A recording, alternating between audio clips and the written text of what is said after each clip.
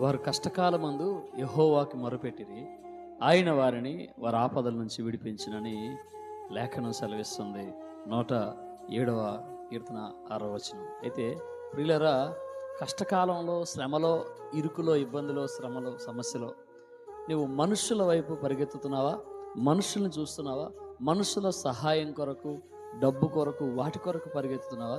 ఇవేమీ కూడా నీకు సహాయం చేయవు. ప్రియులారా, లేఖనం సెలవిస్తుంది కదా, మనుషులు నమ్ముడు కంటే, రాజులను ఆశ్రయించకంటే యెహోవాను ఆశ్రయించటం మేలు. అయితే కష్టకాలంలో దేవుని పిల్లలు ఆయనకి మొర్రపెట్టినప్పుడు ఆయన వారి కొరకు ఏం చేశాడు తెలుసా? ఆయన వారిని చక్కని త్రోవలో వారిని నడిపించెను.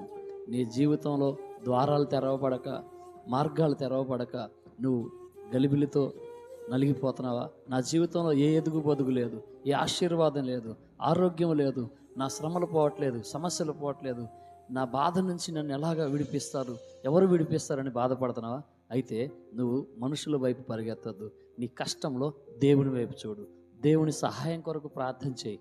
వారు ప్రార్థించినప్పుడు ఆయన వారిని విడిపించి వారి కొరకు ద్వారం తెరిచాడు, మార్గాన్ని తెరిచాడు, చక్కని త్రోవలో నడిపించి వాళ్ళకి నెమ్మది కలగజేశాడు. నీ జీవితంలో నెమ్మది కలగజేసి ఇదిగో వారికి సంతోషం ఇచ్చాడు.